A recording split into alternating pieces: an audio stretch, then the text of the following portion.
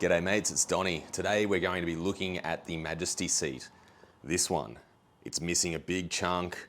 It's got a bunch of stuff that's all damaged.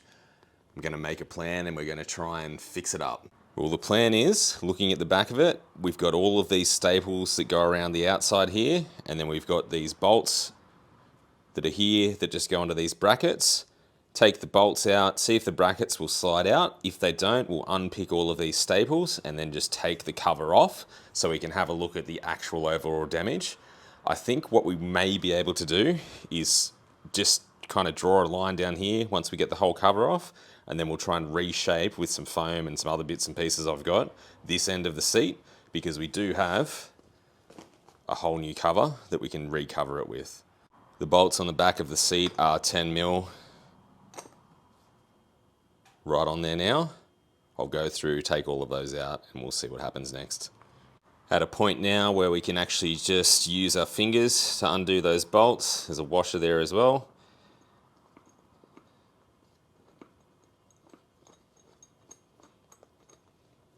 And it is looking like they'll be able to slide out from this piece at the back.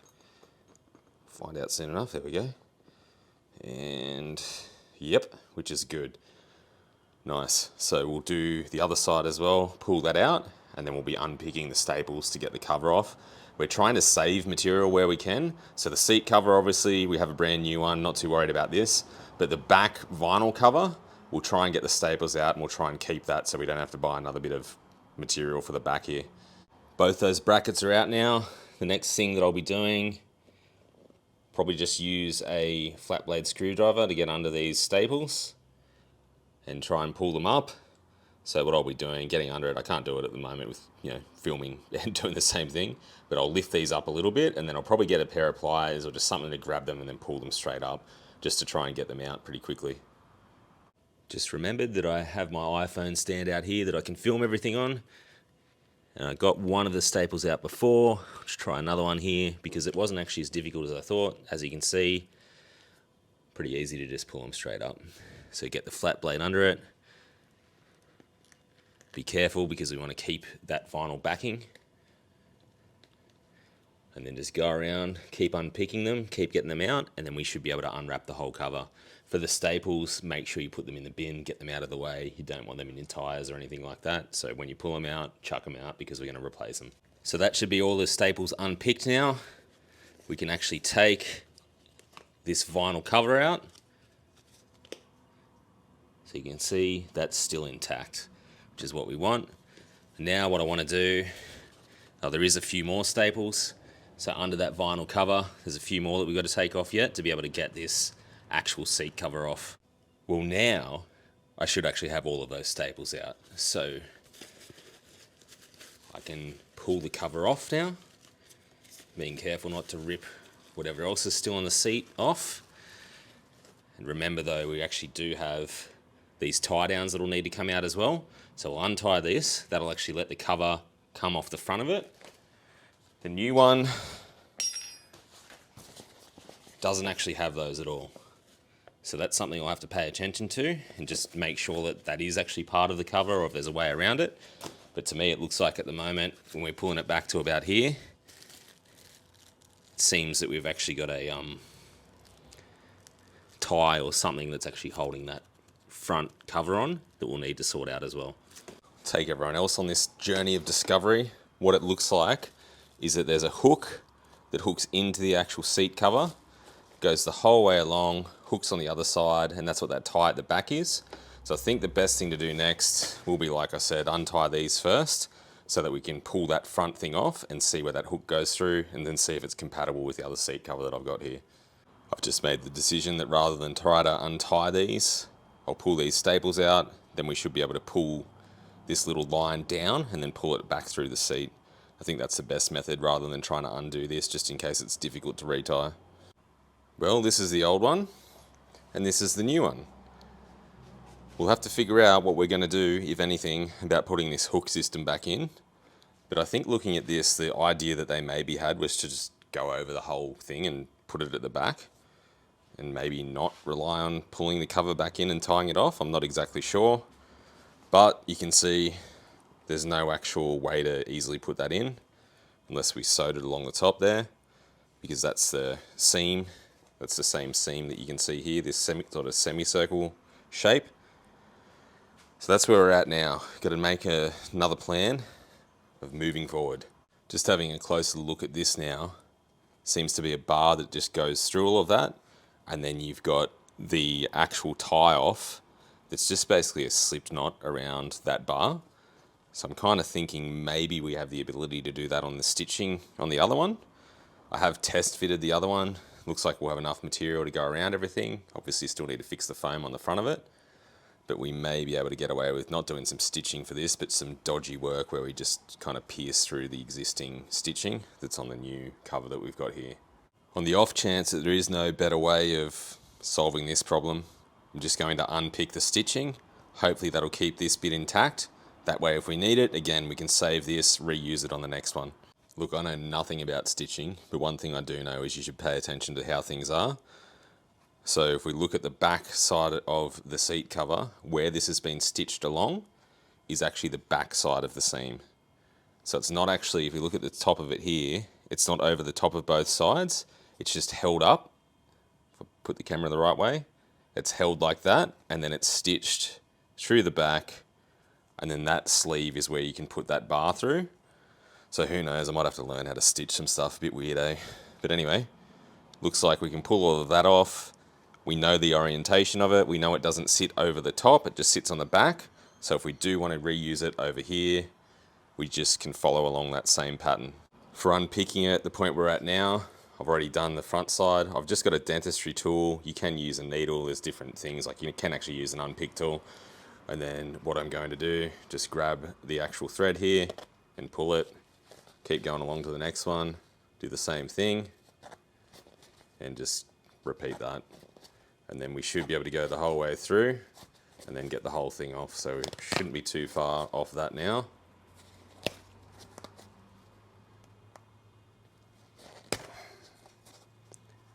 I'm being a bit rough with it, as you can tell. Nearly there. There we go. Whole thing's out now. We'll pull all the loose threads and things out of it. So now we have that piece if we need to reuse it on the next seat cover. Now that this is out of the way, let's take a look at the actual seat foam. This side looks perfectly fine, no issues. Then down here, I don't know what ate it, a dog, a rat, something. But anyway, what we need to do is symmetrically try and copy this side over this side. So that way the seat is going to look the same on both sides. You can buy seat foam to do this and then shape it down. That's probably the best thing to do. I've got some foam from the good old Hammer Barn that I'm going to try and put on this side, and some contact adhesive, and we'll try and shape it up on this point of it as well and make it match as best we can to this other side. That's the plan anyway. We'll see how we go. I've pulled the seat foam off the actual cover. So that's what normally sits in here, because we can contact adhesive that back on at a later point in time. Now, another option that we do have is basically to draw a line down here and then have one side. So instead of trying to just shape this one part on this side, we could cut it down here and then try and make a replica of just the one half, so basically do a symmetrical copy. I think we'll try and put it back on here just to try and get that out of shape though. It's probably the best thing to do for now. If we have a closer look now, what I've done, I've just figured out where the good foam kind of starts and the bad foam ends.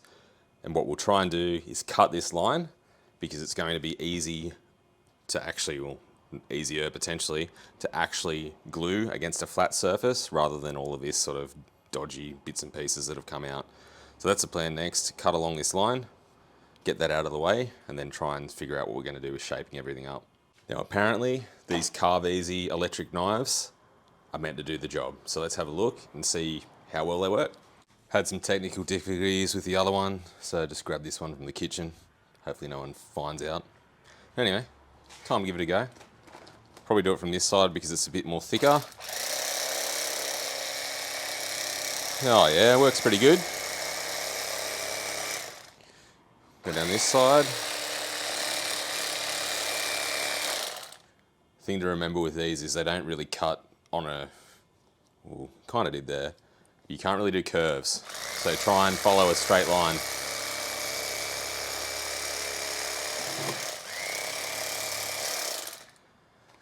There we go. So now we've got a good piece that we can actually glue against to try and copy this side. And if we need to, we've got a bit of foam here to pack it out if we need to on bits and pieces as well. So we will keep this just in case we need it later. Now that we've cut that bit off, let's have a quick chat about the seat foam. If we feel around it, it's actually quite dense, this stuff. It's quite thick versus this old foam that I've got here that we could use pretty soft. So if you are going to do this and you do want to do it properly, probably don't use stuff like this, get real seat foam and do it. But this was a cheap scooter, so I think we'll get away with doing this with what we're going to do. What we can now do is we've cut off that part. We can now kind of use just this bit as the stencil. So if we get this and push it back down along here, because of the lines that are actually on the seat, we've got kind of a semi-good pattern to follow. So we can do a measurement from here to here, make more than enough on this side of the foam, do some spray adhesive on the back, I say on the back, but on the side here, then push this into here, and then we can shape it down to try and match the other side. That's in theory anyway, so we'll see what happens. If I just measure across from that outer edge, looks like we've got 7 centimeters or 70 mil. So what we'll do with that other bit of foam, we'll probably cut to say 100 mil, 10 centimeters, and then see if we can get a good shape on it. Obviously the idea here is just to cut more than what you need and then go down from there. You don't want to go under the cut that you expect. I just found this other bit of foam, a bit more dense than the other one. The discoloration on it is actually just the pattern that was on there, so that's why that's there. So what I might do is just cut this down to be a bit more of a square shape, and then we'll see if we can get it onto here. Looking at it in a bit better detail, what I did, grabbed this, sat it on here, traced around the actual mark, and then that meant we could cut this piece out. And then so you can see now, what we should be able to do is actually use that contact adhesive and put it on the side there, in the right orientation anyway. And then that should give us nearly enough room to actually cover the whole seat of what we had before. Because this foam is a little less dense, we might even just leave it because that seat cover might pull that in as well. But now we've at least got this piece. If I turn it over, we still will have to cut out some of the back for it to fit in properly, but at least now we've got something to work with. For the spray adhesive, this is what we've got. Selleys Quick Grip High Temp Spray Adhesive, because it said automotive headline, marine carpets, suitable for basically everything. I figure it will do the job. Now, a lot of the time with these spray adhesives, they're a contact adhesive, which means you do both sides and then you push them together. So don't just spray one side, spray this side, and we'll spray this side, hold them together, and that should form the bond. If you recall before as well, we'd actually had a look at this measurement, and it actually thins down along the way. So if we look over here, got a measurement of about 80 mil, which is the thickness of the foam that we have anyway, so we can't really do much more thickness than that. So that should be enough to be able to shape it the whole way down. So that's the other thing to just make sure you check before you spray it on. You can add more foam onto it, but I'm assuming it's probably better to do one big piece like this and shape it down. So we'll get that spray contact adhesive on it, join it together, and then we'll be ready to shape later. Well, I think this is where we'll end the video tonight, because it does say, it says a few things that are a little bit different to what we did, but hey, you know, who reads the manual first, or the instructions first? Clamp or use a roller over the bonded surfaces, full bond strength reached within 24 hours. So I've got this old toolbox and a leather box here, just pushing them together so that hopefully that bond will work. Kind of feels like it is. And then tomorrow or sometime through this week, you know, got to go to work and all that, should be able to then shape the rest of it. That's the plan anyway. We're going to end the video here. There's quite a few more things that need to be done, and I'll split it up over a couple of videos. If you've liked this video, make sure you hit the like button, make sure you subscribe. Still aiming for that 1,000 subscriber mark. The next few videos will probably shape the rest of it up, try and get the stitching and everything done. And yeah, once we get to that point, we should be able to put the seat back on the Majesty, put all the fairings and things back on, and then the next plan is to go and try and get it blue slipped. So finally actually get it on the road. So keep following along if you want to see that story. Cheers.